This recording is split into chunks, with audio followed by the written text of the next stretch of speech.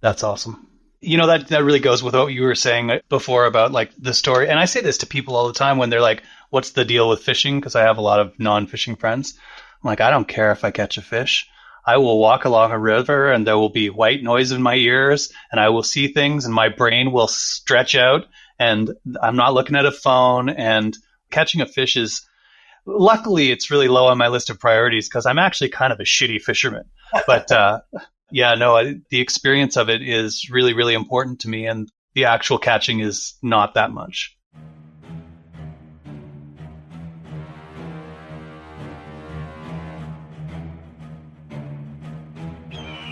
Welcome to In the Bucket, the podcast that explores the culture of spey fishing in the Pacific Northwest, a spectacular land of mountains and wild rivers where every cast has a story to tell. I'm your host, Brian Niska. Thank you for joining us today. Once again, we have a great show planned for you. I'm speaking with a couple of insightful anglers who happen to be accomplished professional photographers. If you're a snowboarder, the names Dano Pendygrasse and Darcy Bacha are likely very familiar, as these two legends are behind many of the iconic images documenting the culture and progression of snowboarding over the last 30 years. While not shooting snow sports professionally anymore, both these guys still work in the outdoor industry. Today, Darcy is the principal photographer for Simms Fishing Products, and Dano, well, he works for a design company that's so innovative, he probably can't talk about it. So if you're interested in photography, fishing, or snowboarding, this is the episode for you. I'm sure that over the course of the next hour and a half, we'll be able to help you improve your fishing photography. So let's get going. It's time to get in the bucket with Dano Pendygrasse and Darcy Bacha.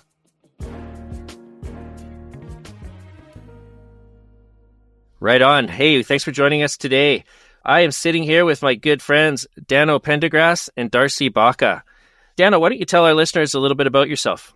I'm a BC boy. I'm on the north side of 50. I grew up skiing and sailing in BC, and then I kind of made a name for myself in the 90s as a snowboard photographer. Right on. How about yourself, Darcy? Yeah, my name's Darcy Bacha. I am originally from Philadelphia, and the last 18 years I've called Oregon home. I live right on the base of Mount Hood. And like Dano, I shot lots of snowboarding over the course of 10 years, maybe 12. And I've kind of transitioned more into a fishing photographer as of late. Right on. And, for myself, I grew up as a skier and I grew up as a fisherman. And I've always felt that the two activities really related to each other. What's going on in the mountains definitely affects what we see in the river. And within the bucket, there seems to be this common theme. A lot of people who are into snow sports, a lot of people who are up on the mountains, but also enjoy their time in the valley. I've been really looking forward to speaking with you guys because, as professional photographers, regardless of whether you're shooting fishing or shooting snowboarding, you're engaged in your passion, but you're not perhaps the guy getting to have all the fun. How has that been for you guys being on that side of the lens, both in the mountains and on the river? I think it's an interesting point because at a very early age, I kind of turned a bunch of passions into jobs. And for me, it was a really conscious decision to not become a fishing photographer or a fishing guide because I wanted to leave it as the passion and not make it into work. Because like you said, once you're in work mode around the thing you love, it stops being the thing you love in the same way. I respect that so much, Dano, honestly. And man, it kind of sucks that I had fly fishing, which has been like my passion in my life while I was a snowboarding photographer. I was literally like shooting Windells and stuff. And like Tim Wendell, he would be like, he knew I would just go fishing all the time. And like, I'd be clocked in and I'd have interns doing my job and he loved it. He was like, dude, do what you're passionate about. And now that I've transitioned out of shooting snowboarding because the industry kind of collapsed for me personally, I've gone full head, like right into the fishing deal. And I mean, there's no looking back. I'm kind of in it now. So I'm looking for other passions in life. Not to say that fly fishing and fishing won't be passions, but it's definitely like, man, there's so many times where I'm just like sitting there watching fishing now. Like we were in the backcountry shooting snowboarding and you're just like, wow. And you know what's become bigger passion in my life now is snowboarding. Which is great. Yeah, exactly. I'm like last year, Andy Wright and myself, like we're like best buds snowboarding now, which is like crazy because he was like my biggest idol obviously as a snowboarding photographer growing up. And now he's like hitting me up like this morning. He's like, dude, are you up there? Like, where are you at? And I'm like, well, I'm doing a fishing podcast because we just got this blizzard, but I'm grateful to be here. And he told me that it was wind packed up there. So I'll tell you the other side of that story, though, is that, you get to a certain point in your life and all the other things you decided to make your career become so busy that then you start to lose your ability to fish and snowboard. And that's, it's always a trade-off and a balance. And it's hard to keep that balance in balance. Yeah, absolutely. Given the choice, I'd rather be going, tarpon fishing than going to an office. Well, it's a fine line. And it's funny because like, as much as I feel like shooting photos for Sims and stuff has like kind of made photography, like fishing photography work, it's also opened up so many different doors in fishing. So now I'm like, I would have never had the opportunity to go and like experience like tarpon fishing and bone fishing. And I'm going to the Bahamas next week. You know what I mean? So, and that's where I think my fishing is like steelhead fishing has been taking a bit of a backseat because I'm just like, wow, here's this whole avenue of fishing that I'm not good at. So it's like more of a drive to try to get better at it. And like for me, like that's what kind of creates passions, is starting out really shitty at something and wanting to get better. And so for me, that's tarpon fishing and saltwater fishing. This is the interesting kind of thing about the relationship between fishing and photography, though. And it's that, if you're become really good and maybe a little bit bored with one aspect of either one, there's so many different doors you can open and go down. Like, okay, so I've been shooting action sports, blah, blah, blah. Maybe I'll start shooting large format portraits or blah, blah, blah. Change your, the subject matter or change the equipment. It's the same with fishing. It's like I've been fishing nothing but chironomids for 3 seasons. Well, then you're just insane. But, you can go to the river and, there's always a new kind of thing to unlock there. 100%. I think that's why we get addicted to it all, because there's always like another door to open when one starts to like get kind of stale. You know what I mean? Yeah, certainly. So here's a question I've always wondered. So I've never really been much of a professional photographer or anything like that, though I did get a magazine cover once. I was very proud of that. Thank you, Lightroom. But I always wondered, when you're up in the mountains and it's, right now it's minus 30 up there, how hard is it to keep your gear working? And then the follow-up to that, Darcy, is, okay, now you're in the Bahamas and it's plus 30. How hard is it to keep your gear working? And what sort of tricks of the trade could you share with our listeners for keeping their gear performing the way they want it in those type of extreme environments? Yeah, well, I always, if I know I'm going to be working in like wet, cold, or just wet in general, a lot of times I'll keep things in plastic baggies, like in my backpack. Especially with snowboarding, I remember like in Revelstoke, like we'd always have, it snows every day. So you're like, every time you open up your camera bag to get something, snow's getting in your backpack. So there's lenses that you might only be using for a little bit during the day. And I'll have bags, like Ziploc bags, and I'll literally just take them in and out of that. And it just helps a little bit. It's kind of inevitable. But as far as like cold and hot goes, I feel like my camera equipment hasn't really struggled with that. The biggest thing is just moisture. And it's just trying your best to keep it dry, bringing it inside at night and letting everything dry out and just being on it, especially on like prolonged trips where you're like in and out of rain all day. I think that people don't realize that when you're changing temperatures dramatically too, that condensation becomes a really big issue. And so, when you're going from cold and outside and dry, and then you go inside and you think, oh, everything's dry, it was cold, but you'll get fog spots in your lenses. So like the transition, a slow transition from cold to warm is important. And, we work in places that are, the least conducive to machinery, like salt, sand, cold, and water. This stuff electronics hates. Yeah. So you got to be careful. The other thing that I do is I'll take these industrial silicone packets, like kind of like the big ones that come in your clothes when you get them, or in like a cardboard box, but they make them that are like 6 inches by 6 inches, like 20 centimeters by 20 centimeters, And I just throw a bunch of them in all my bags. And so they're always just trying to pull moisture And that's one thing that seems to help. I'd like to think it does, because I just load my backpacks and Pelican cases up with that stuff. So you'd be surprised how much moisture can get into a camera bag just over the course of a day. It takes a long time to dry those things out. it really does. It's funny. I've like had issues with getting too much snow and water and stuff on cameras from like shooting snowboarding, and I've definitely like lost cell phones and whatnot due to fly fishing and whatnot. But the only time I've actually totaled a camera because of water was on a G-Shock watch, and I had put my camera on, like, I was like taking pictures of these watches, like product shots next to a pool, and I put my camera on a table right next to the pool, and the whole thing just went in the water. 7200 Z9. Insurance covered everything. And that's another thing. Insure your stuff. I go through a PPA, Professional Photographers of America. I don't know if Canadians are allowed to do that, but probably. But yeah, basically just by having the membership, you get like $15,000 worth of insurance. And since I had that whole deal with my camera going in the water, I've like leveled up the insurance to like cover everything. So it's like, I get like all my camera equipment. I could literally, they say that somebody could come, maybe I shouldn't be telling everybody this, but yeah, out of an unlocked car, somebody could take all my camera equipment, no questions asked. They replace everything. So yeah, getting good insurance is huge. And it's like not all that expensive, really.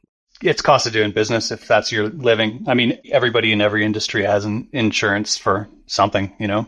Those are the tools.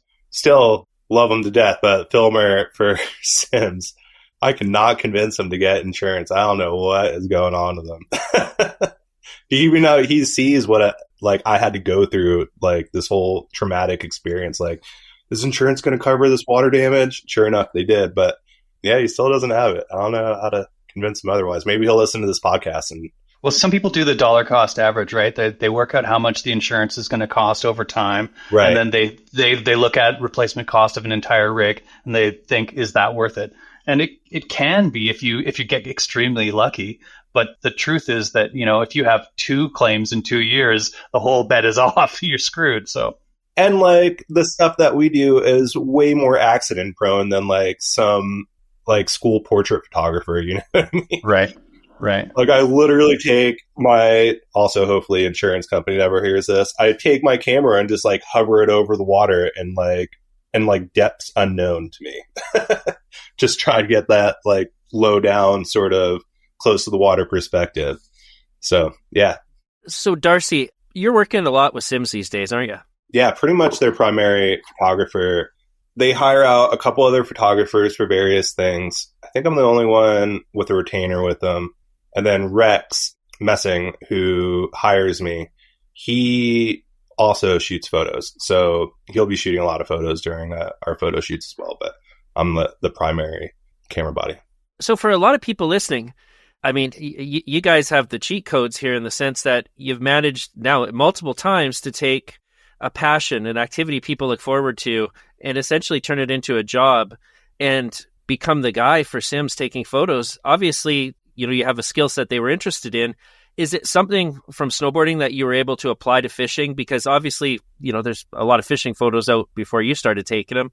What is it about your work that made Sims want to work with you, do you think?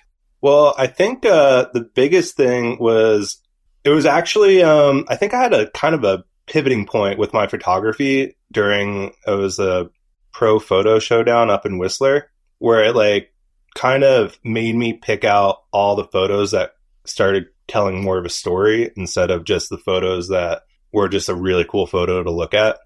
And because like I did that event up in Whistler, I started steering all my photography to not focus 100% on like the crazy action sequences, but to really try to document everything that was going on.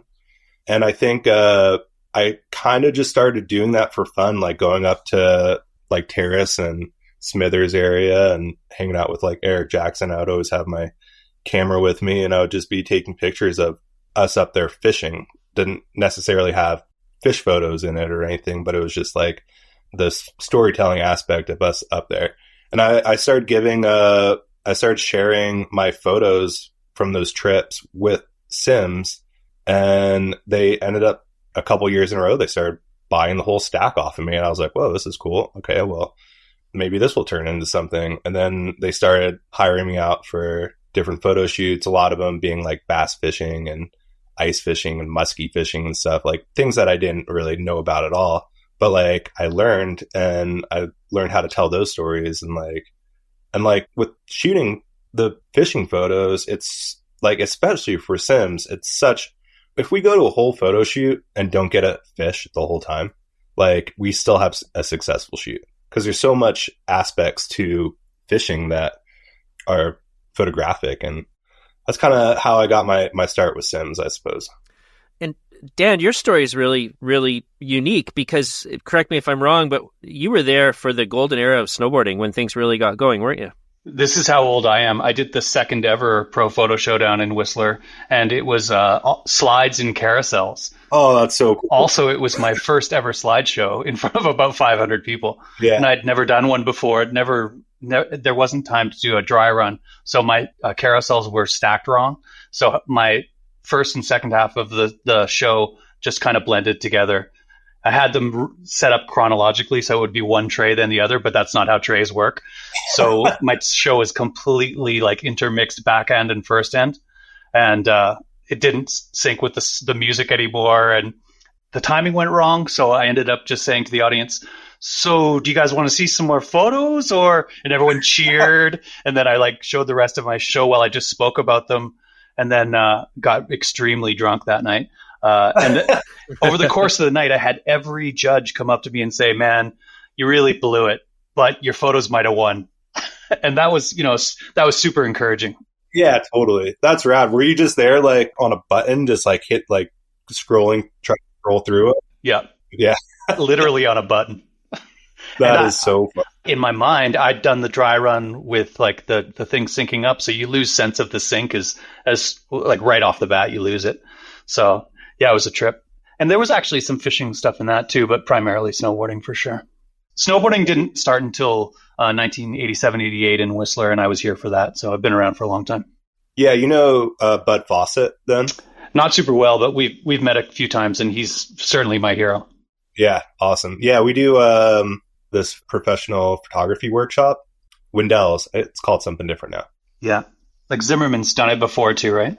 Yeah, Zimmerman's still doing it. It's basically me and Andy. Yeah. And we usually get like 12 students up there, and like it's a whole snowboarding photography workshop. It's awesome. But Bud comes in the first night and he shares all of his photography. He has a slideshow that he shares with all his students. And it's really cool, like, because he always switches it up every year a little bit for us. Because he's got so many insane photos. Like, it's crazy. That guy is a legend. For listeners who don't know who Bud is, he started shooting snowboarding in an era where the equipment wasn't really very good before mainstream had taken a look. And he shot the Tahoe scene that was kind of the birth of freestyle snowboarding. So he got pictures of just legendary snowboarders that were outperforming anybody in the world at that time. And he has a kind of a photojournalistic eye as well as an action sports eye. So there's all kinds of like behind the scenes stuff that's really cool. You know, that real storytelling stuff when you were talking about shooting with Sims and how you don't need to catch a fish to tell a story. I mean, I think that's the aspect of photography that a lot of us gravitate to eventually, is that the story behind, you know, and that can be with anything. I just got a book called Mars Guitars about Johnny Marr's guitars, and the photography is just incredible. Just details of guitars. You can't imagine that there'd be so much character and story just from a picture of a guitar, you know? Yeah. So it doesn't matter subject matter. When you're a good photographer, you can tell a story anywhere. Yeah, got a lot of respect for Bud. He also had a traumatic accident, and if there's other snowboarding photographers listening to this, it was like the accident involved a snowboarder landing on him, and his arm's been basically paralyzed ever since. So be careful where you're standing, because Bud's like the primary example of just having a traumatic experience change your whole life. So, but yeah. Have you ever been hit? I've been real close. Jonah Owen almost landed on me once, to the point where like it slapped so hard about 2 feet away from my leg that if he had landed on my leg, it would have been shattered for sure.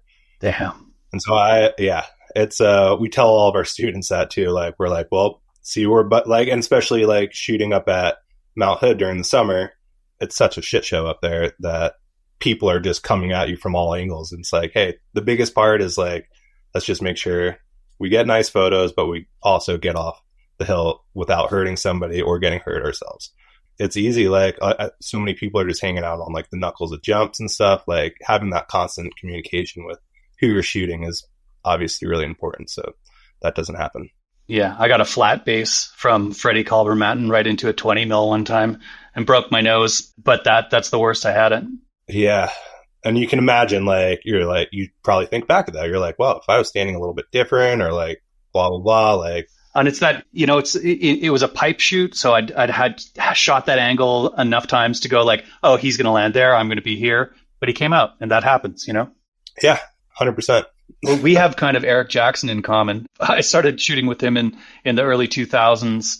And then I don't think we ever did terrace together, but did a lot of backcountry stuff together. And then as he got better and better, or got more and more well-known, you started to shoot with him a lot. And you guys did all of that terrace stuff that was just so FOMO making. Dude, big shout out to Skeena Bay for hosting us up there, obviously. Thank you, Brian. But yeah, that was like man, I'll tell you what, like 2018 was a hell of a year. We had like the best run of steelhead up there. We had alignment, and then we got thrown into COVID right after it. But we had a really good little deal going into COVID, that's for sure, because that whole alignment piece that we did up there was really special. Yeah, we loved having you guys. That was something. And I was telling Curtis the other day when I was speaking with him, and I think Eric's aware too, I've met two families now, both of them instantly from Quebec, who moved to Terrace after watching Alignment. So no joke, wow. That movie changed these folks' lives. And one family in particular, the kids, I fished with them this summer, last name Sims. It's interesting enough, the Sims brothers. These kids are little rippers, man, and they're great on their bikes. They were fun to fish with, quick study on the fly casting, but you should see the snowboard clips they're putting together, and their parents are really supporting this, this for them. And it's amazing to see the progression. And honestly, for our area, our little community owned ski hill operating as a co-op, Shames Mountain, 40 feet of snow a year, only open 4 days a week. These kids, this is the best organic advertising. I'll call it a resort, but a small ski area could have is the people who are out there using the terrain, telling their stories. So here's the tie-in. These kids are being filmed by their parents. They're doing a great job. I recognize you guys shoot stills. You don't film necessarily. But what do you think of the tech these days? I mean, Dano, you're just old enough to have seen it all basically come through, haven't you? Whereas now, I got this phone, and I can take incredible pictures and videos with it. And you've got a backpack full of expensive gear. How's that been? It's interesting because they're in the film era. I remember I was shooting a jump, really famous jump in the Whistler backcountry called Perfect Jump. And the angles on it are super limited. There's not a lot of places that you can shoot it. And I had we pioneered that jump. We weren't the first, but we shot it the most. And so I'd shot it every single way. There was just no other way. And I remember sitting there thinking, if I could just be like 40 feet higher and off to the left, I'd get the exact angle I want. And it just seemed like such a pipe dream. And then I was like, if I could just shoot 10 frames a second, that I would be able to get. And now all that stuff's in your pocket. Like every DJI drone and every iPhone is better than my camera in 1998. That's crazy. I'll tell you what, the one thing that does make me nervous for the future, and I've been doing photos for like product environmental portraits and stuff for Coast Portland. They do headlamps and flashlights and knives and stuff. And they've been starting to share examples of how they want their photos to look through AI. Wow. And the AI is so close to exactly what they need. I'm like, man, like this is one of my biggest clients. Like as soon as they figure out how to just put their headlamp on the AI model, like I'm out of the job. And like I was blown away when I started seeing the examples that they're giving me. They're like, we want this so-and-so person wearing this in this environment and wearing a headlamp. like in a beanie, and it would literally like they would show it to me, and I would be like, "That's AI. Like it looks like an actual person." But luckily, it's only a little light on the head. It's not like the actual coast light, so I'm like, I still got a little bit of time. But yeah, it's I can see the future with like AI. Like they'd be able to. I mean, I don't think Sims would ever do this because there's so much more, like I said, storytelling to what they want shot. But you could just have like a model like in the studio wearing the jacket, so you have the images of it, and then incorporate that into an AI model, and then boom, any environment you want. It's crazy. I think if you're a studio photographer, certainly that's going to be a huge threat. Yeah. I think people will continue to seek out real stories, though, in the real world with real people, and that kind of like that documentary approach. You can make up a story, but fiction's different than documentary, you know, and people, a true story always strikes you differently than a fictitious story. And I don't think, you know, there's been, when CGI came along, it did a lot to damage product photography because it's so good. You know, if you see, we just finished doing a CGI shoe, and it's, you know, I'm also shooting it in the studio at the same time as we did the CGI. And I'm just like, why are we doing this in the studio? But the thing that you can't do in the CGI is like the hand doing the gesture of whatever that's really human.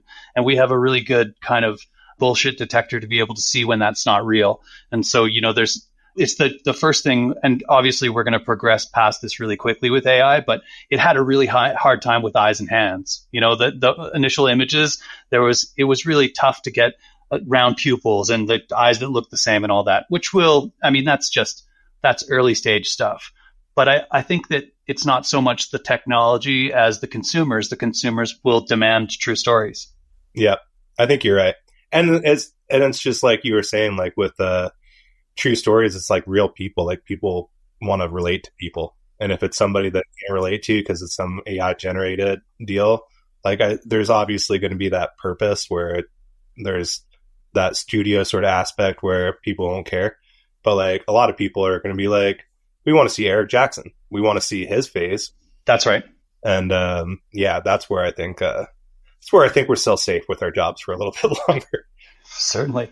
Yeah. I mean, you can draw a picture of somebody on an Alaskan peak, but it's not the same as seeing Johan going down an Alaskan peak. Yeah. Do you know what I'm saying? Like it just, okay, it's a big mountain, whatever. But then when you put somebody on that mountain and watch them going 100 miles an hour, your heart races. So what's different there? You know, the difference is it's truth, and truth matters. And there's nothing more true than scaring the shit out of yourself. So here's a question for you guys. Thinking fishing, you know, you both love to fish. You're just out fishing with a buddy. Are you packing a camera, or do you have your phone, or do you don't care at all? I usually just have my phone. Yeah, I would never take a camera out. If I was going for fun, I'd never take a camera back. Yeah, I usually I've been trying to save my moments, like going out with like my girlfriend or like just with some friends. Like I leave everything at home. I have my phone, and that's kind of what takes me off the clock of work. And like, I will sometimes, like it kind of is situational, but a lot of times I'll just be like, I have more room for camping gear if I don't bring my camera equipment. So if I'm fishing alone, though, it's a different story. Sometimes I'll take, you know, because being by yourself and on your own schedule, sometimes the most important thing that can happen to you is seeing an amazing scene and taking a picture of it. As a photographer, that's as good as catching a big fish. It's like, this is a thing that I'll never see again. And if I don't have a camera and that happens, then I'm like, I blew it. I've got an iPhone, but not the same. That happens way more often than I'd like to admit, where you're just like, oh man, my fun day just turned into the most epic, beautiful thing. And all I have is like my over dynamic range phone and like overly sharp. What are they doing with that contrast and sharpness? It's insane. It is. I could tell my camera to do that when I wanted it to. Yeah. But no, it's pretty wild. But with that said, there is moments where I wish I just had like a really small, I like being able to shoot a photo as good as I possibly can. And so if I can't do that, like I don't want camera equipment. Like as soon as I take my phone out, I just literally lift it up and take a picture. Like I don't put anything behind it because I know it's not going to be my best self behind the lens. And so if I had something that's really small, and it might be an investment in the future that I could just like put in a little dry bag or like and just always have like a really nice camera, whether it's just fixed lens and basically a point and shoot, that I would be able to shoot images. I think Sony makes something that could actually fall in that realm. But yeah, just something that I could keep in like my little hip bag or something. I think the perspective that I've been getting on some of my early photography, because now I'm looking back over 30 years. And when I started, I was really focused on action. I didn't shoot the story very much. I just shot the tricks. My whole like mantra was, I'm shooting progressive freestyle on natural terrain. That's all I care about. And so I wouldn't shoot even a headshot of the people. I would just be shooting the tricks. And I really felt like I was documenting the progression of the sport, which was true. But I look back, and the photos that I gravitate to, a lot of them are from little point and shoot camera that I carried, because they're standing around shots and the loading the sleds and the, all of the travel shots. And it doesn't take a really high resolution digital sensor to make that happen. You can literally get a $100 film point and shoot and take those photos. And that's kind of the great thing about film, is that it's not a race to resolution. It's about the character of the image. And so, that I used to shoot a Yashica T4 all the time. And that was just a really great little put it in your pocket camera, but it also had a great lens in it. And, and black and white film. Black and white film is timeless. It can be a little bit out of focus. It doesn't matter. It looks great, but it's still better than an iPhone photo. And I don't want to disparage iPhone, because like is documented my recent life for sure.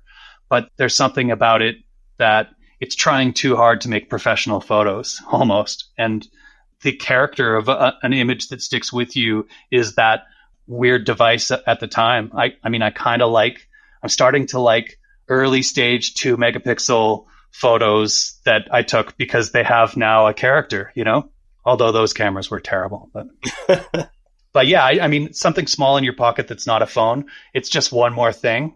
But at some point that may be the right thing. I don't know. Yeah. I think that might be the next purchase I get. It's just something that I can, just a fun little documentary style camera that I could just bring, like always have with me. I think that's important, because I think that's where I run into a roadblock sometimes, is just I have so much gear. Like when I go on a photo shoot, I'm like, well, I need this, especially with Sims. Like I'm packing for the Bahamas right now. I'm like, I've got like 2 Pelican cases. I've got my camera backpack. I literally have everything that I could possibly need, except for a little camera that I could always have on me.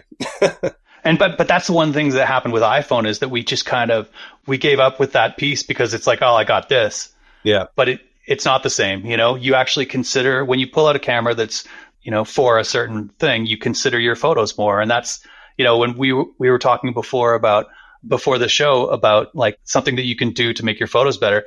Like the thing you can do to make your photos better is think about them. Think about the picture you're taking, because we just go click and that's it. Yeah, that's what my iPhone's done to me. It's made me a bad photographer. It's true. And I'm like, whoa, that looks pretty cool. Like looks way better than what I'm looking at right now. How's so much color? So Instagram's really perhaps negatively affected things a lot, hasn't it? Its influence in fishing is you can't argue how it's affected fishing. But here's a question for you guys that is something I personally struggle with, and I suspect a lot of people do. So everyone's out there snapping photos, documenting their life.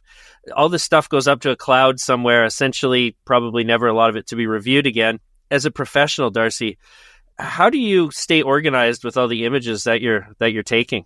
Well, I am an anomaly, because everybody else uses Lightroom. I use Photoshop and Bridge. Me too. Oh, hell yeah. Wow. I didn't think I'd ever meet another. Yep. And you're a Nikon shooter too. And a Nikon shooter. Dude, what the hell? We got so much fun. But yeah, I just have I'm like so visual. I like being able to see where everything's going. I've got a very simple way that I just organize like all my folders. It'll go by year, and then you'll open that up and it'll be like another set of folders as like invoice, receipts, photography, clients, like stuff like that. And it just works for me. But I think the biggest thing is just coming up with a system that works for you and sticking with it. And so now I do this, the photography workshop with Andy and Zimmerman, and they've got a completely different way to do it. And they're like, are you ever going to try it like how we're doing it? And I'm like, I don't think so. Like, why would I fix something that's not broken? Like, this is working really well for me. And they're like, you got us there. Like, you're literally like, nothing is wrong with what you're doing. You're just doing it different. So I think being consistent with your photo management and just like coming up with a organization system that works for you. For me, it's just like breaking it down by year. And then in those folders, I'll go like little keywords and dates and stuff. And if I could show you, I would show you, but it works really well for me. I use probably the same naming convention as Zimmerman, and probably the same one as Andy, because when I was a photo editor at a snowboarding magazine and did a photo summit in Whistler and brought Zimmerman up to teach it, and his whole naming convention thing, I think everybody there still uses, and he got it from D65 or whatever. But that system really works with how computers organize files, so you can sort it really easily, and it's date based and keyword based. I struggle a little bit more with the keywords because my system seems to kick them out sometimes, but the naming convention is really important. And I've brought that over to almost everything I do now. My invoicing and receipts and everything is all based on the same convention. Yeah, same here.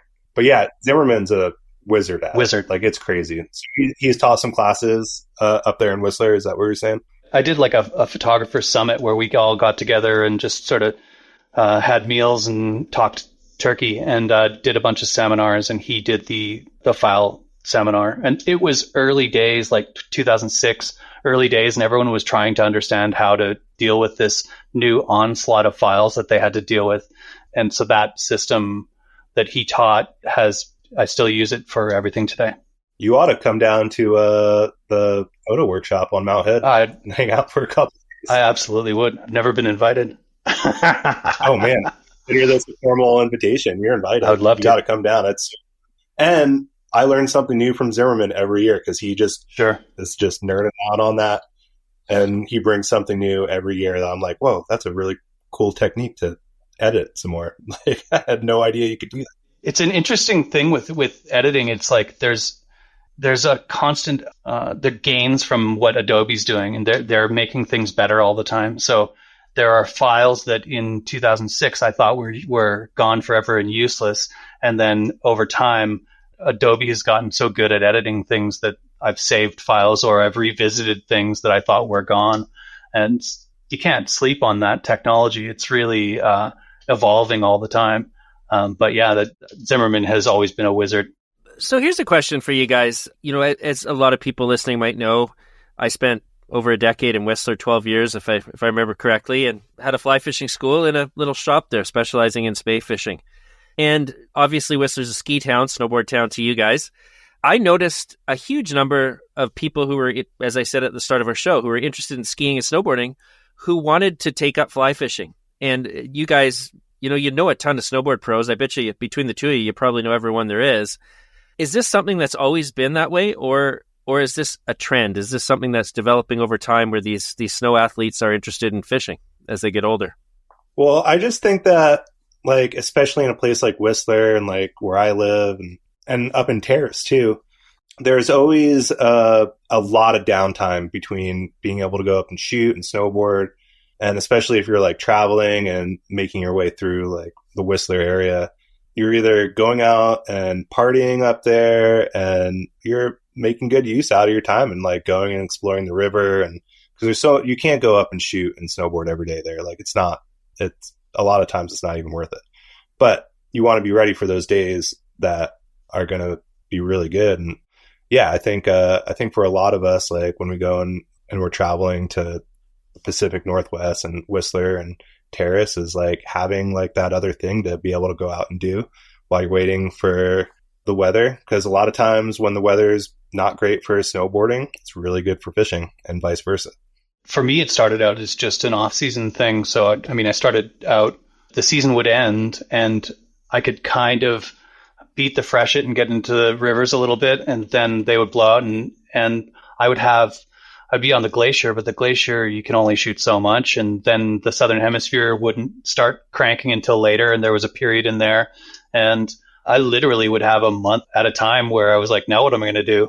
And mountain biking kind of took that up for a lot of people, but for some of us, it was just fishing, So I spent more days on the Birkenhead River than anybody for years.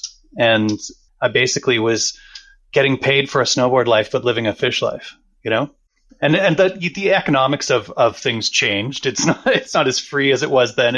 It was less expensive to live, and I was getting paid pretty well, and the demands of the clients weren't as high. And so there was a lot of time, and there was a full wallet and a full fridge, and it was easy.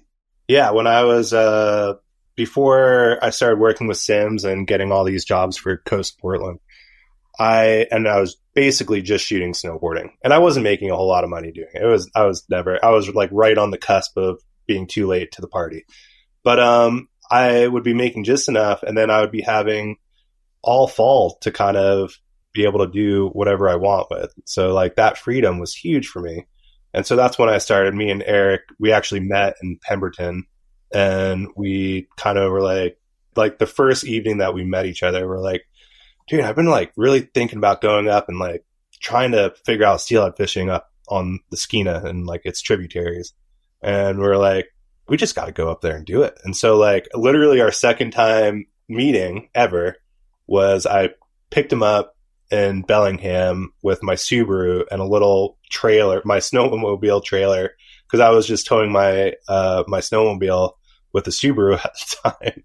And so I dumped the snowmobile off of it, and I just like put coolers and all the camping gear. I had a little Honda Ruckus that I put on there, and I was like, we can run our own shuttles. Like I had 2 Watermasters, and we just went up there, and like he was only able to hang out for a couple weeks. I think I stayed up there for like 6 weeks.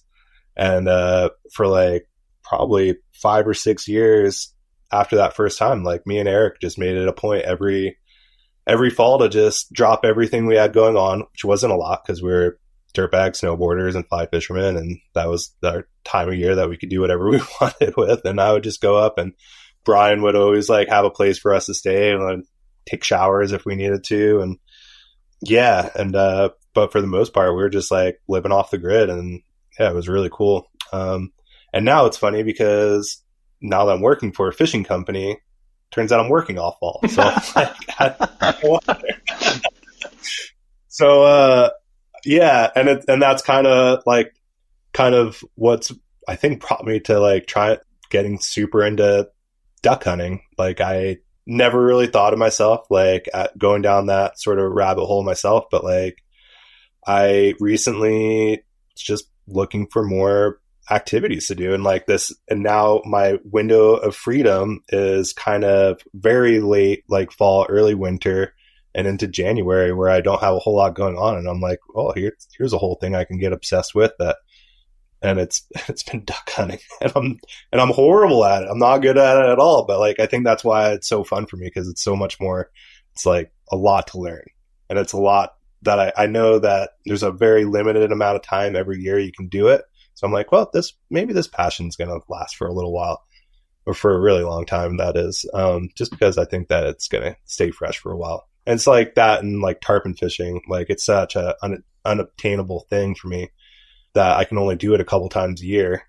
So I'm like, I can see myself being obsessed with this for the rest of my life. And like, and with that said, like, what I was saying earlier, like steelhead fishing, I love it so much. I did it, and I'm still doing it, but I did it so like gung ho for many, many years. And now my girlfriend's the one that's like, hey, can we go fishing? I really just want to go fishing. I'm like, oh, okay, yeah, we can go. And like, we went out the other day, and I'm like fishing behind her, and I brought her up to this Skeena this year, and like, God, she caught like 2 steelhead behind me, actually. I finally caught one behind her, and I was like, haha, finally got one behind you. But yeah, she's like frothing on it, and like seeing that excitement out of her gets me really excited about steelhead fishing again, because I feel like it's one of those things, like once I get in the river and I start doing it, I'm like right back to like, I just want to do this all day. I don't want to get out of the water. But yeah, I think for me, steelhead fishing, it's been such a huge part of my life. Like I can kind of take it easy with it, and like I can do it when it's dictated and not like force it upon myself. But I feel like when I was going up and basically living in a tent up in Smithers and Terrace area, like it was like all my life. And now I've got all these other activities that I like to go and do, which I think is really important. There's a parallel here, isn't there? From, someone moving to a ski town for the first time and they're not going to miss a day. They're up there riding every single day. And then you get to a point where you just kind of know enough to pick your days. And perhaps there's a similarity with steelhead fishing, watching the weather, understanding the freezing level, making sure you're there at the right place at the right time. Totally. And I got to ask you, I was curious about the duck hunting. I've never done it, Darcy, but when I think of duck hunting, I just think of being absolutely soaked and frozen cold. Is this on brand? Yeah, it's literally steelhead fishing, but trying to shoot a duck instead. Yeah. And yesterday, I got my older waders that I was like, oh man, I'm not too worried. They're old Sims boot fit waders, and I've been using them during the duck season. And I must have torn them in the crotch, going over some barbed wire fence or something. Cause I went out to put out my decoys yesterday, and I've just been doing it by myself. I literally don't know what I'm doing. I'm just going out there. I'm trying to make bird noises and get them to come closer to me. But I'm putting out all my decoys, and I'm my waders are just filling with water. I'm oh boy, this is going to be a whole thing. And the blind that I'm sitting in is literally waist deep in water. I'm sitting down, and by the end of the day, not only is it a blizzard out, but there is water that's filled all the way up to my waist in my waders. Instead of trying to lay on my back in the mud and get all the water out, I'm just going to walk all the way back to the truck and the 10 gallons of water that are in my waders. And I'm this is steelhead fishing, but a whole totally different new thing for me. So I'm we just are gluttons for punishment in the waterfowl and steelhead fishing worlds. It's an interesting thing, though.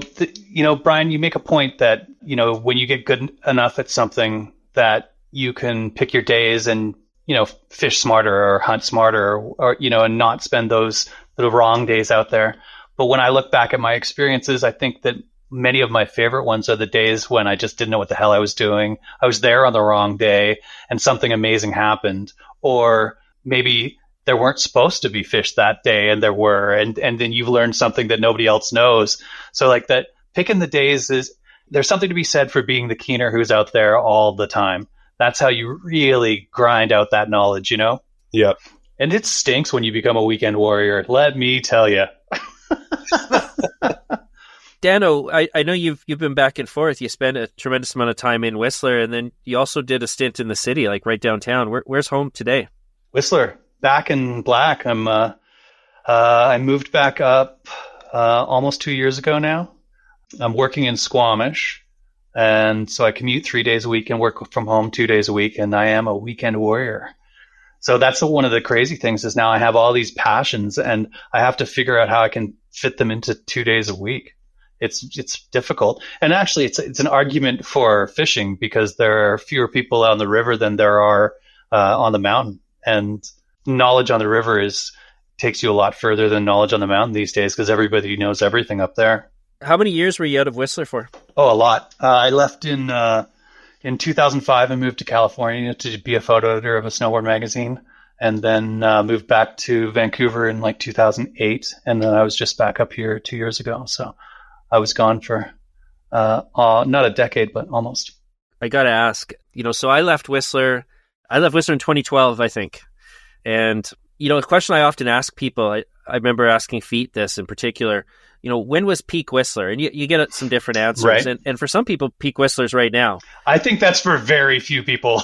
But that's my question to you is, obviously the place has changed in your time frame. And we've heard a lot about the bad, huge lift lines, expensive prices. What's the good, Dan? What's better today in Whistler than was 20 years ago, say? Long pause. What is better? I would say restaurants, but not really. There were great restaurants back then as well. Yeah, I don't know. I don't think that anything's better right now. Honestly, it was a better time when there were fewer people and the service on the mountain was better. And I'm not trying to be the anti-Whistler Tourism Board because it's a beautiful place and it will always be beautiful, but that doesn't have anything to do with what's going on the hill or in the village. It's a tourist trap. When was peak Whistler for you? The 90s, mid 90s, I bought my first camera in 91. So that was the last time that I had to hold down like a wage job. So from like 91 on, and it just got better and better. 98 season had the most snow in history. So I went up, I snowboarded on Tuesday and there was 30 centimeters overnight. So it was, one of the best days of the season, one of the few good days we've had this season that isn't on a weekend. So I played hooky and I went up with Warburton, and we got there at 7 for an 8:30 opening, waited 90 minutes. And by the time we got to the top of the mountain, all the runs were tracked out. And I don't know how that happens, because of first track's breakfast, I guess, or there weren't that many people ahead of us, but there's not enough snowpack. So one of the problems this year is that we don't have a lot of snowpack. So there's nobody going in the trees. So everybody is literally on the runs. Everybody is on the exact same run. So it can't compete. It just can't compete. They're really good at getting the Alpine Open now, it seems like. They got the Alpine Open that day with 30 centimeters of new. Maybe that wouldn't have happened in the mid 90s. But, on a Tuesday in the 90s with 30 centimeters of snow, you got fresh tracks all day and the next day and the next day. It was just, there weren't that many people here. It's just it's strictly a function of the amount of people on the track, on the runs. And there are faster chairs that seat more people, so you can cycle those people more people more quickly. That's not an improvement, I know that people think it is, but it's not. Actually, I think the only people who think that it's an improvement are the resorts, because they can market it as like a 6-up and blah, blah, blah. But it isn't decreasing the lines. It's just putting more people on the runs.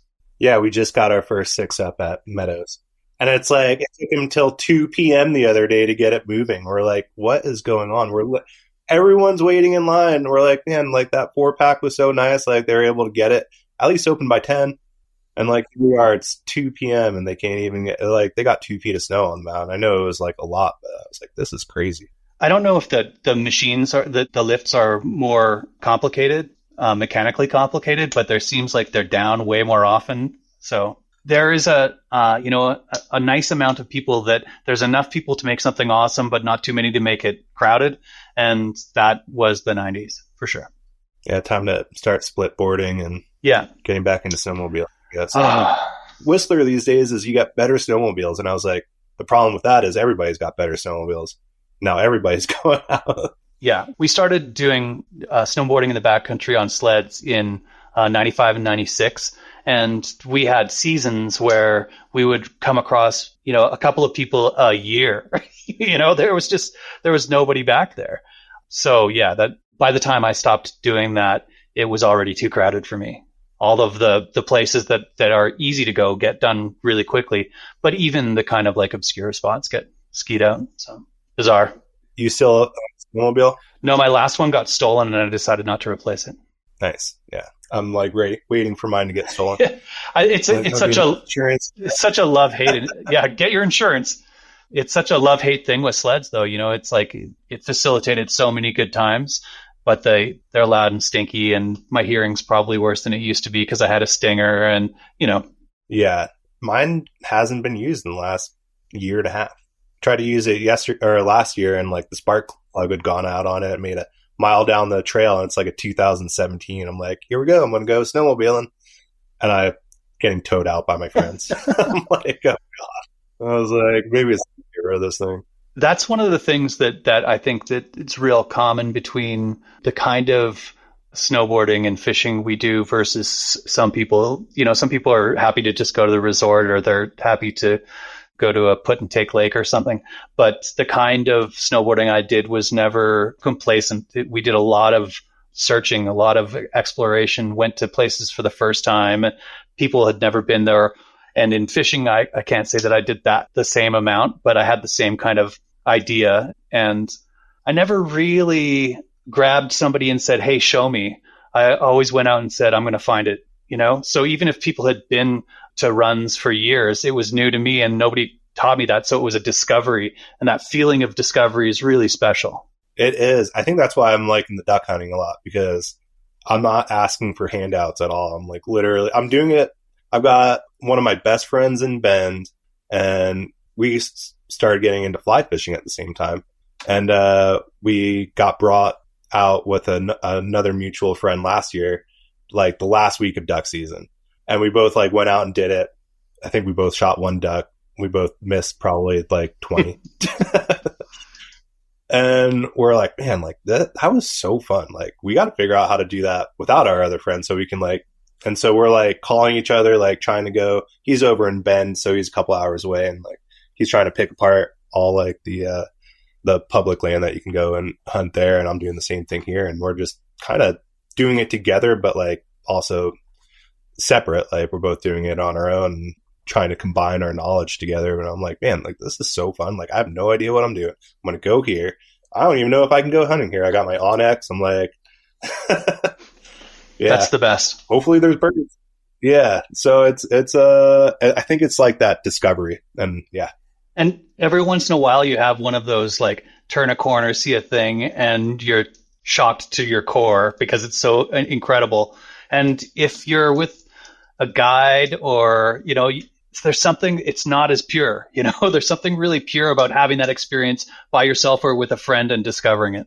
Yeah. It's like when you're going fly fishing on a brand new river and literally have to keep going because you don't know what's around the next corner. I think that's like the best thing to find in a passion is like drive to just keep going and exploring, whether it's hunting or photography.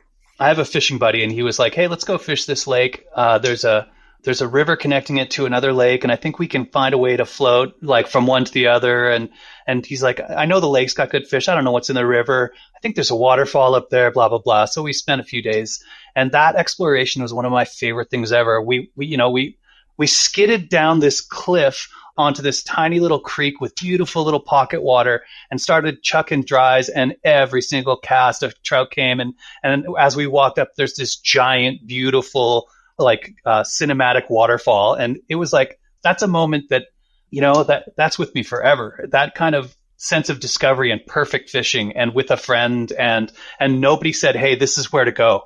It's like we took a risk. We didn't know where the trail was. The trail was very not obvious. That's awesome. I miss fishing buddies. I used to have more fishing buddies. Gosh, I feel like I used to have more snowboarding buddies. Now all my snowboarding buddies are still trying to be professional snowboarders, and I'm going out with Andy Wright. but Andy Wright was a professional snowboarder. He's a hell of a snowboarder. Yeah, totally. I shot photos of him when he rode for Nitro. Really? Sick. Yeah. Yeah, it's me. Our little crew is me, Andy Wright, Eric Pollard, and my girlfriend, Eric's wife. And yeah, that's who we go and ride with every day. It's perfect. But, you know, like having consistent people that you do anything with is almost more important than the quality of what they can do. Like, I don't care if somebody's a hack as long as they're keen. I mean, snowboarding's a little different because if they can't keep up, then forget it. Or I guess if I went fishing with somebody and they were casting over my line, it would be the same. But having somebody who like calls you up and says, let's go, like that's it, you know? Yeah, totally. It's fun. I don't know if you guys have ever been to Mount Hood, but Meadows is probably, I'd say less than a quarter the size of Whistler. Yeah. I shot Meadows in 94. It's pretty small, but it's big enough that if you know where to go and you're with like the right people that can like shred it, on a good powder day, like you can learn how to pick it apart and get fresh runs all day.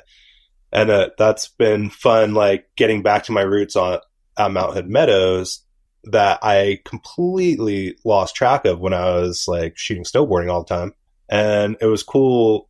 After Transworld went under, I'm like at Meadows and I'm like, man, like this, I can't even remember where to go anymore. And so the last couple of years, it's like rediscovering like where to go. And it's been super fun. When I was in the city, the local mountains were kind of like that. Cypress has got some runs on it that, you know, on a perfect day, it feels like world class. It's just that the perfect days are fewer and fewer these days. So, you know, you guys are out there taking photos of, you know, literally the best snowboarders in the world, trying to time it so you're on some of the best days of the year.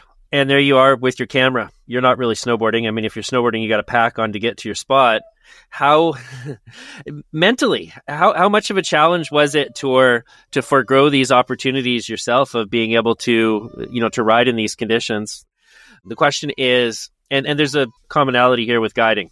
So, you're out there, you're taking the photos. These guys are in the 2.5, 3 feet of fresh snow, having the fun. Mentally, how easy is it to miss out on this stuff for you?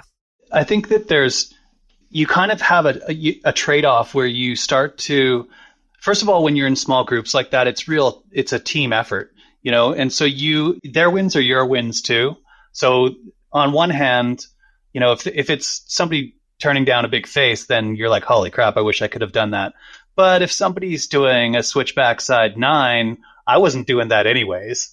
But, my participation in that and my documenting of that is the only reason he's doing that, because he's not doing that for fun. He's doing that for his sponsors and for his career. When it gets to a certain level, the whole team works as one. And so their wins are my wins. So I don't feel FOMO about not doing it. Alaska is a different story when you're going down faces and people are riding stuff that I can ride. And I'm like, hey, I want to do that.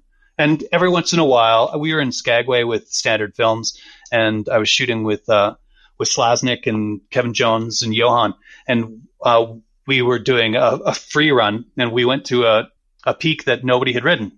And I'm standing there with Johan, and I'm like, all right, man, go ahead. And he's like, no, man, I get all the first descents. This one's for you. And then I went and did a first descent in Alaska with the best snowboarder in the world. And that's enough for the rest of time. that kills your FOMO completely when you get those moments. Yeah, I would say I'm like easily satisfied. So when I go up and like we're doing a jump day or some sort of backcountry day, if I can just get my one run, if it's like good conditions and we're building a jump all day to maybe shoot for like 30 minutes, I make it a point to try to at least get one free run in. And Curtis is usually really good about making sure that I get my run in. I'm like, dude, my photos are going to be better. I'm going to be in a better mood. Just need one run. And he'll rip me up to the top of the mountain and I'll get my run in. And I'm like, that's all I needed. That's why heli days and cat days are good, because I have a board with me. On sled days, I would never even take a board. So if there was nobody who was goofy that had a stance that I could kind of ride, because you can borrow a board if You're goofy too? Yeah. Goofy, Nikon, nice. Bridge and Photoshop. Yeah. We're the same person. It's just like 10 years apart. Yeah. So for our listeners, you've met before or never met before? Never met. Never met. This is our first time meeting. No kidding. That's crazy. Wow. I'm glad I got to know you, and this is a neat opportunity for all of us to talk together.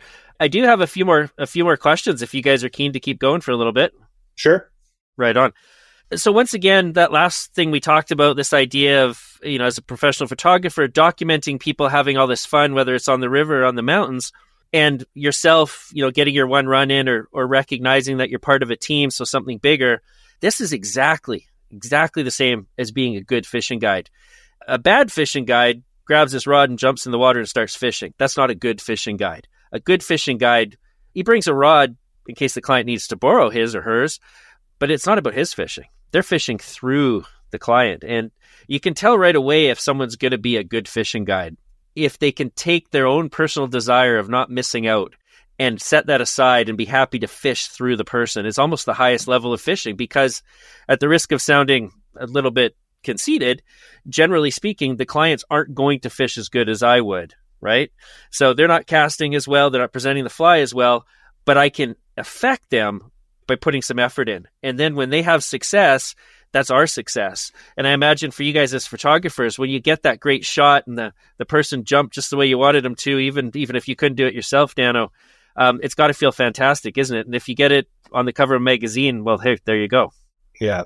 I think that was one of the things that kind of led me away from shooting snowboarding full time, aside from the industry changing so much and it becoming very difficult to make a living. But as print failed, part of the full circle of photography includes printing, and as print magazines went away, that the satisfaction of seeing the work that you've done with your friends recognized went away. And that's, it's a sad loss, I'd say. So here's a question. And maybe it's a silly question, but I'm going to ask it anyways. And it's to both of you. You can hopefully each have an answer for me. Dano, what's your favorite snowboard photo you've ever taken? Darcy, same question to you. It changes. There's a couple that stand out, and I have to be really careful because sometimes the validation of other people affects how I feel about my own images. And so, when people, there are certain images that I have that I've sold prints of a lot, and people continue to come back to the same images. And that doesn't necessarily mean that it's my favorite photo, but it's also something that, it probably strikes a series of memories for me. But some of them I worked really hard for, and I think they turned out really well. And I really like the person and the place. And so there's a photo, there's 3 that kind of stand out in my mind, and 2 of them are of Lucas Huffman, if you can believe that. And one of them is just, we were talking about perfect jump before. I was shooting perfect jump, and I'd shot every angle, and I noticed that the shadow was coming across the foreground, and I got into a place where I could get his shadow in the foreground, and it's super enlarged because of the nature of the shadow coming off the sun and being closer to me. And it was pretty iconic, and I've seen 100 photographers copy it since. And so there's that feels good, that it's flattering when people see a shot and they try and make their version of it. That's pretty cool. Craig Kelly, because he's Craig Kelly, and because we had a day and I watched him ride a line. It was not a difficult photo to take. I stood there and I clicked the shutter, but he's tracing a line down the mountain, and you can see how he rides by looking at his line and where he is on the face. And it's going to be, I think it's going to be in the new Eric Blem book about Craig Kelly coming out this fall or this spring. But the one that I worked hard for and that I like a lot and it stands out, it was almost night. It was close to Revelstoke. It was a road gap with Lucas, and it was very, very deep. And I set up a strobe. And in those days, the remote strobes were not very reliable. And I managed to get a little piece of light in the middle of darkness, lighting up a perfect style Lucas Huffman jumping over this road. And it stands out as one that I really love it. It's very minimal and very simple. It's not like a very layered, complicated picture, but I worked hard for it. I love the guy. I love the place. I love the trip that I was on. And it was a difficult photo to make. Is it a pretty blue photo? Yep. I think I know the photo that you're talking about. It's epic. Yeah. Or at least there's one that you shot with it looks like it's strobe, and it's just got a super blue sort of feel to it, kind of cold. And it's I think it's an epic. I set up the strobe, and it wasn't powerful enough as when it was full light, but we were getting late in the day. And as it got darker, the strobe becomes more powerful against the ambient light. So it managed to freeze the action. So the first images were blurry, and then they became sharp, tack sharp.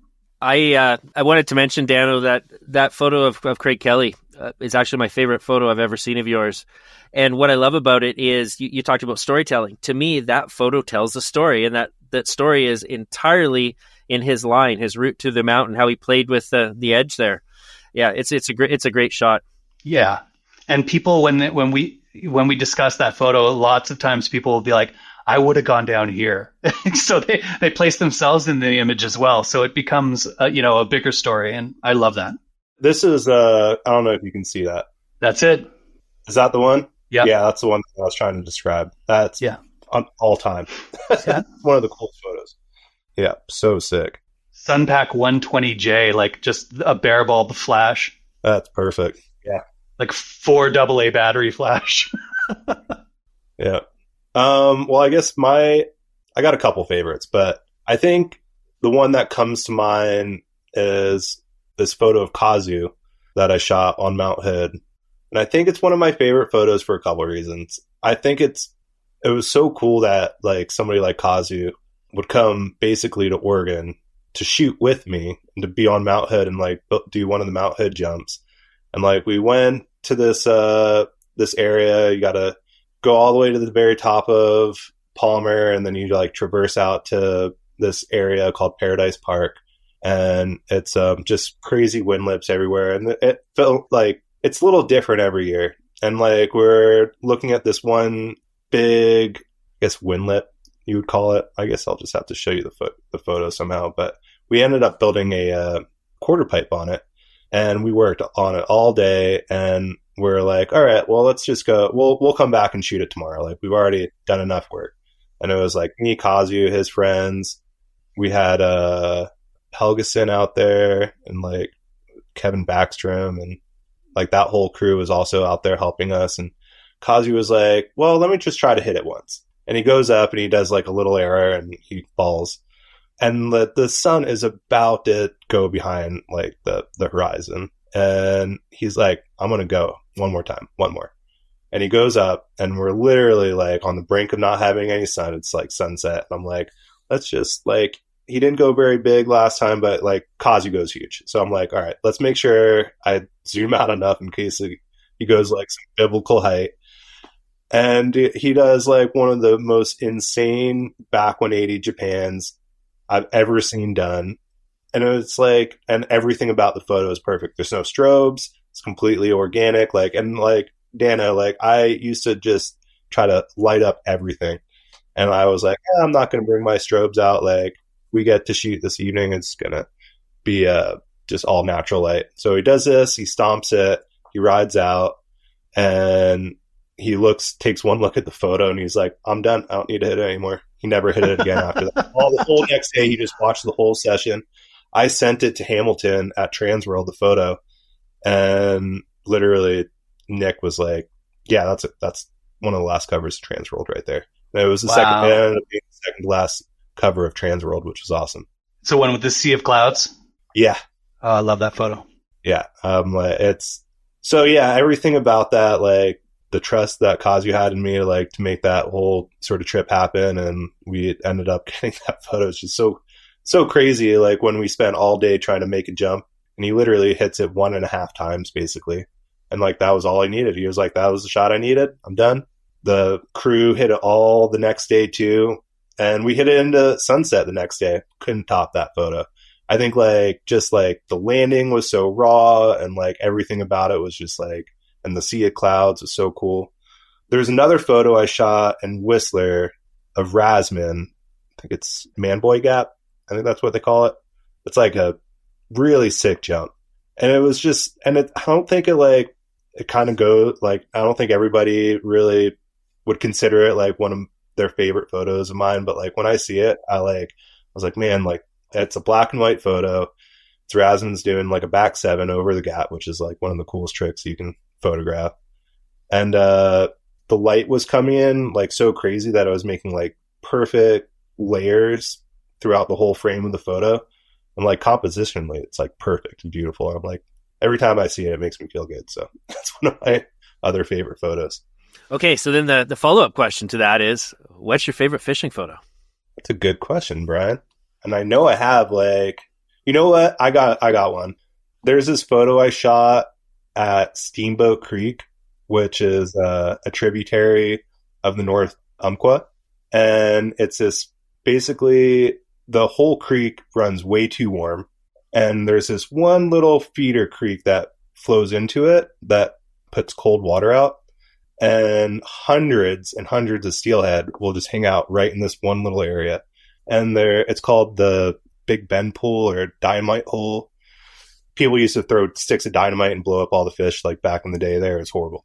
But there's this guy, Lee Spencer, I think is his name. And he kind of he's an old timer now, but he just kind of guards over the fish. And you can go down and just sit there with him and watch the fish. I took this one picture of the fish, one of them just coming out and just breaking the surface. You can see all the fish down underneath, and this one just has its back out. And it's a perfect, what's it called? The golden ratio? What's golden composition? Do you know what I'm talking about, Dano? Where your eye just kind of keeps around in circles. Yeah. And it's kind of one of those photos. It's super green, and it's very simple, but it's one of my favorite fishing photos. Doesn't even have anything to do with fly fishing. It's literally just watching fish. That's awesome. That really goes with what you were saying before about the story. And I say this to people all the time when they're like, what's the deal with fishing? Because I have a lot of non-fishing friends. I'm like, I don't care if I catch a fish. I will walk along a river and there will be white noise in my ears and I will see things and my brain will stretch out and I'm not looking at a phone, and catching a fish is, luckily it's really low on my list of priorities because I'm actually kind of a shitty fisherman. But the experience of it is really, really important to me, and the actual catching is not that much. I never made fishing photography a thing, but I did shoot fishing quite a bit. And every time I've gone out to shoot, I've gotten something that just like really resonates. And because I didn't have to sell it, there's a real privilege in not having to sell your photos as a professional photographer, because you can take chances and do whatever you want. But, to me, those moments are memories, like with people. And I had a day out with you, Brian, in Squamish, and your client. I just went out with a camera. I didn't have a rod and shot. And I don't remember who your client was, but he was hell of a caster. And it was like a super cold, frosty day. And there's a shot where he's just on his cast, and the fly's coming out of the water, and you can see it's pink, and it's, trailing. As much as I love that photo, it's that day. And I had a day with Mike Blankhorn where he took his jet boat up the Squamish, and he was kind of a hero to me. So I was just like, all right, I'm going to go fish with Mike. So I brought a camera, and I didn't catch anything, and it didn't fish very well, but I have a photo of him that you can't tell it's him. It's purposely out of focus. So it's just this, like all the lit up light of the water that are all blobs, and he's a blob in the middle of it. And it's an abstract, and it's almost emotional to me when I look at it, and that's the kind of thing that good photography does. It takes you to a place, and it can evoke something that's more than just, this is a thing that AI is never going to do. It just can't. Because it's inherently fake, But like, I'll sit here with misty eyes thinking about all these amazing times. And sometimes it's an interesting thing, because I always said I would never shoot weddings, because, what a horrible thing to have to do. But then one of my best friends asked me to shoot his wedding, and I was like, it's the least I could do. And I shot it, and I thought I did a really good job. And then I thought about his wedding, and I didn't feel like I was there. And it was like, what a tragedy to not be at your friend's thing. And that's kind of the case with the camera a lot of times. I'm in a very specific space that has nothing to do with what's going on. I'm really concerned with making sure that all the things that I need to happen to make a great picture are happening, and not so much with it's a pretty kind of a selfish place. And I'm not involved in the thing in front of me that much. When you were talking before, Brian, like, do you feel like you miss out when you're in those things? Not really. I'm so focused. Like, my brain works really hard when I'm taking photos. I sweat like crazy when I'm taking photos. There's like a lot going on. It's an intellectually and emotionally intense thing, which seems stupid because you're just picking up a box and clicking a button, but there's a lot involved in it. I agree. I absolutely agree with that. I feel like my girlfriend has given up trying to have conversations with me when I'm in photo mode. I'm like, nah, for sure. I'm in my realm right now. I got to just be here. When I was living in the city, I spent quite a bit of time shooting street photography as an exercise, because it's very, very difficult. It's one of the more difficult things to shoot. And for a long time, when we would walk the dog or whatever, I'd bring a camera thinking, oh, well, we're just walking the dog. I'm on the street. I'll take a camera and I can shoot. And it just doesn't work that way. You cannot split your focus and be with somebody and talk to them and make sure the dog doesn't run away and take pictures. They're just not the same thing, Yeah, I live in the camera. When I'm shooting photos, I'm in it. Yeah. That's great. It's such a privilege to be able to have that mindset. Yeah, I like it. And the biggest compliment that I ever got was from a client when I was working with Magpul, and their in-house photographer was looking at my stuff, and he was like, God, you just see the world different. And I was like, and I don't know if he was actually complimenting me. He might have been talking shit about my photos, but I took it as a huge compliment, like the absolute best. Where do you guys see fishing photography going from here? And what I mean by that, and I think it's had a positive influence in the sense that it's held people a little bit more accountable, but I think it's also had a negative impact where sometimes getting the photo of the fish trumps being in the moment, as we kind of talked a little bit about before. So what we've seen on the good side of this is, of course, the advancement of fish handling, the whole idea of keep them wet, to the point where if someone presents a photo on Instagram or other social media platform and the fish is out of the water, 9 times out of 10, someone's going to jump all over them and be like, hey, put that fish in the water. What are you doing?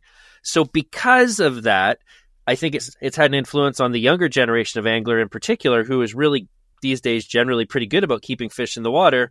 Ironically, some of the older anglers, people older than us, who were, early generations of steelheaders who maybe pulled their fish up onto the beach and laid a rod next to it and took a photo, people just don't tolerate that anymore. But back then that was sort of seen as artistic. Where do you guys see fishing photography going from here? Well, I think like what I'm doing with Sims, it's a lot of times it is the storytelling now. So it's like less about the fish, more about like the moment. And when fish are involved, it's all fish dependent. So it's like, are you going to eat that fish? Is that fish going to be something that you can be like holding up out of the water and like whatever? But like if it's something that's going to be a released fish, the primary focus when I'm taking any sort of fishing photo is if that fish is going to be released, we're going to get the photos and do everything we can to release that fish when it wants to be released. So like we're not trying to hold on to it for an unnecessary amount of time or mess with it. What I can photograph in that moment, which sometimes could only last seconds, that's what we're going to get. And I think that's really important for like fish handling. Is it a dinner fish or is it going to be something that we want to live on? And as soon as you make that connection, like you take that fish and you treat it with whatever respect you can give it so that it can have its best shot at swimming away. And the photo is not important. The story is important. The photo of the fish isn't nearly as important. So I think it's very difficult for people to give up the clutch photo. It's their trophy on the wall to show that they did a thing. And luckily, I think that the trends are towards better fish handling.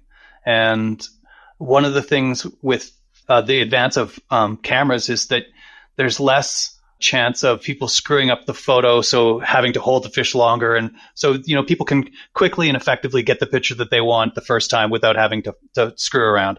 I think there'll be a time when lots of people will forgo the clutch shot entirely.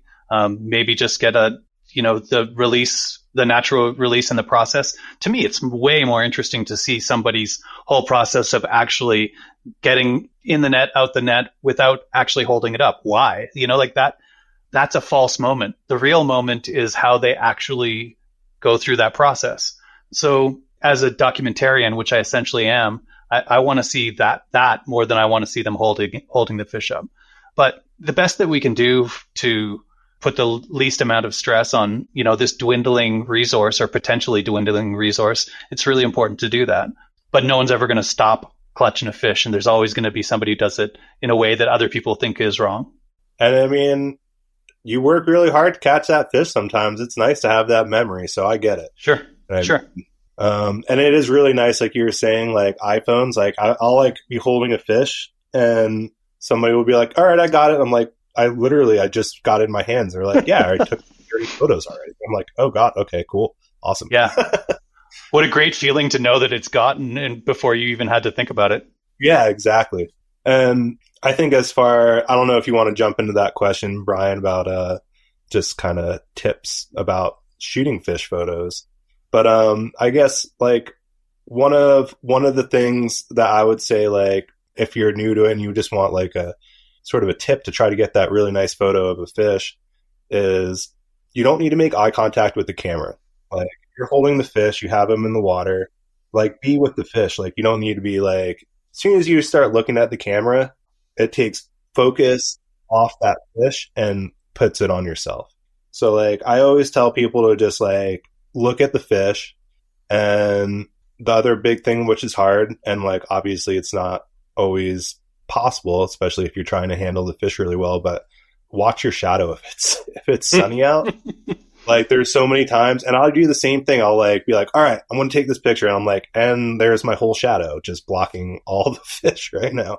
So like just be aware of that. Like, and like what Dano was saying was like, think about the photo, like light being part of the photo. Like if you're blocking the light, turns out you're going to be able to see that in that final photo. But so, yeah, so having whoever's holding the fish be engaged with the fish and just minding where the light's coming from. And minimizing how much stress is on that fish. And when it's ready to go, that was your photo opportunity. It's photo opportunity is done, fish is gone. And if you're shooting those photos, after the fish is gone, take a picture of that person's face, because man, that's the moment when they just realize what just happened. Yeah, I've got this picture of Lael, and he literally, this guy Lael Johnson, he's a guy in Washington, and he had just released a fish, and he's literally just taking the net and he's just smelling the net. I have a picture of that. And I'm like, that is an awesome photo. Amazing. And that tells the story better than the actual fish in the photo. So that's the uniqueness of that will stand out over a clutching photo every day of the week. People will always remember somebody smelling a net. Yeah. That's the key to great photography, though, is something that's surprising or unique and that brings you something that you're not expecting or that you've never seen before. So, Dano, what do you think? What can you share with people that might help them take better photos when they're on the river themselves? I think that the biggest fail I had in my early career was focusing on the action, and I think that the story is way more than that.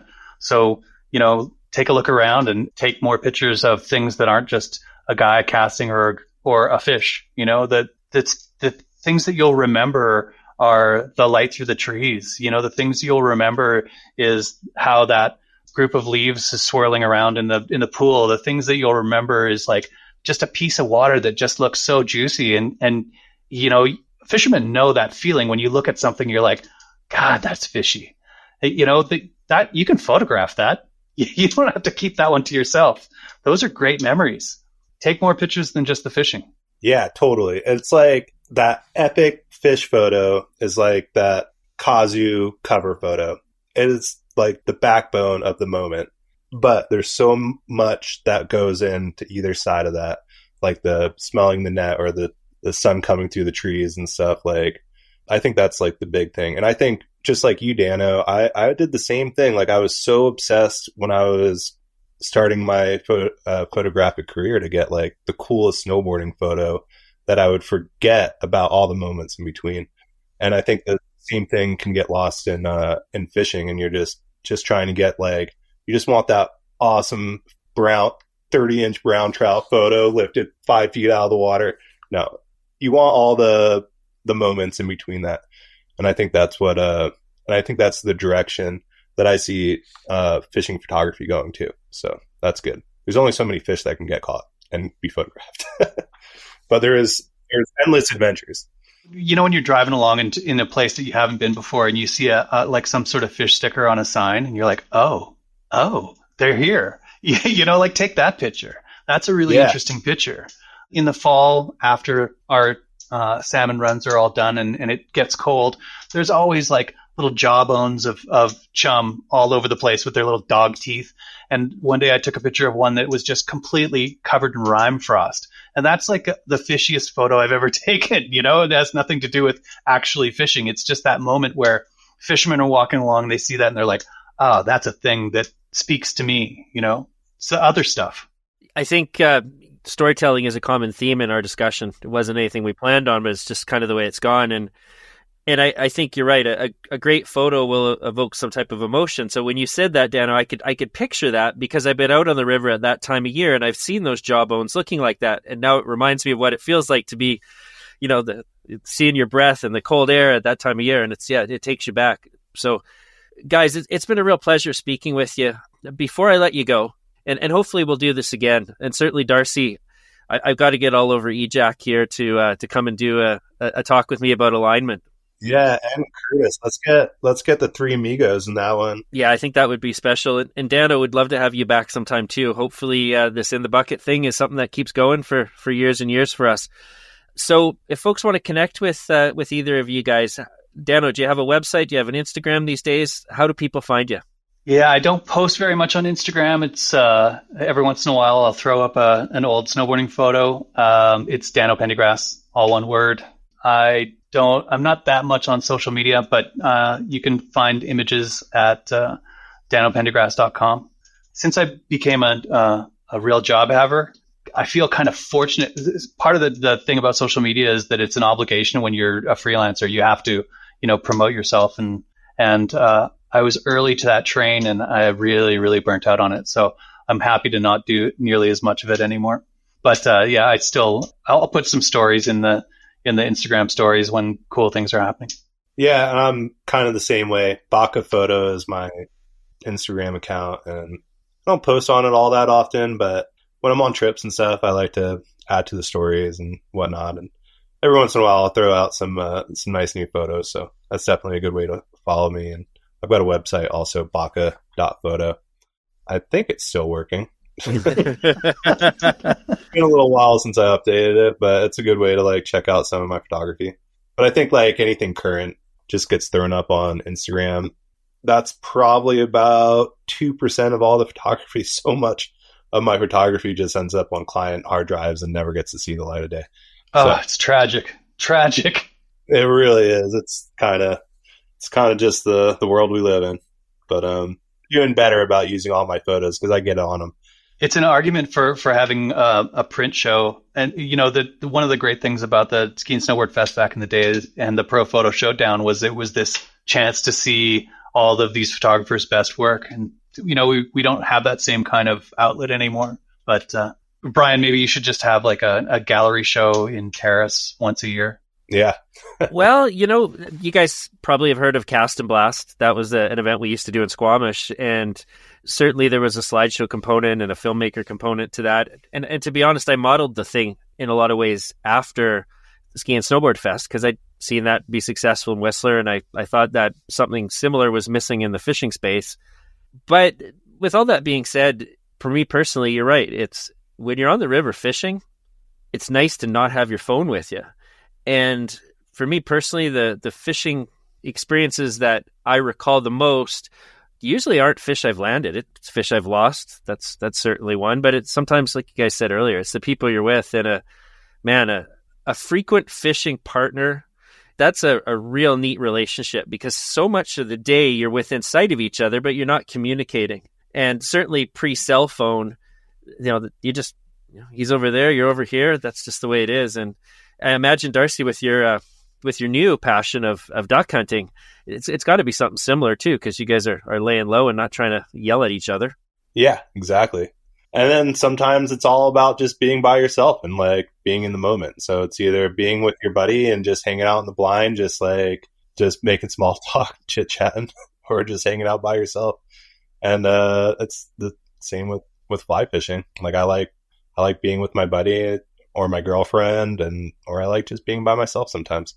Right on. Well, guys, I hope we get a chance to get out on the river together at some point this coming year. You're both always welcome up here in Terrace. We'd love to have you. And I really want to thank you again for joining me today and look forward to having another discussion sometime soon. Awesome. Thanks so much, Brian. Thanks for making this happen. It was great to talk to you, Darcy. Yeah, you as well. We'll stay in touch about a photo workshop. That sounds amazing. Well, that's the show for today. And once again, I want to thank Darcy and Dano for joining me and speaking about fishing, photography, and some old snowboarding stories. I've really enjoyed speaking with you guys and hope we get to do it again soon. To the listener, really appreciate you tuning in, and I hope you'll join us next month when I'll be speaking with Stu Foxall, Eric Leininger, and Scoot Mason. We're going to talk fly design and a variety of different fisheries. These guys are great anglers, and I know you're not going to want to miss this episode. Until then, hope you get out on the water, and I look forward to seeing you next time on In the Bucket.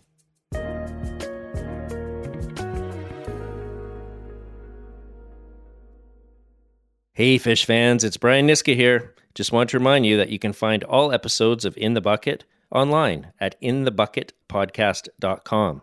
Our website includes a page of notes for each of our shows with information on our guests and interesting photos, videos, and links for the topics we discuss each month. You can also find us on Instagram at inthebucketpodcast. Thanks again for listening. I look forward to bringing you the next show.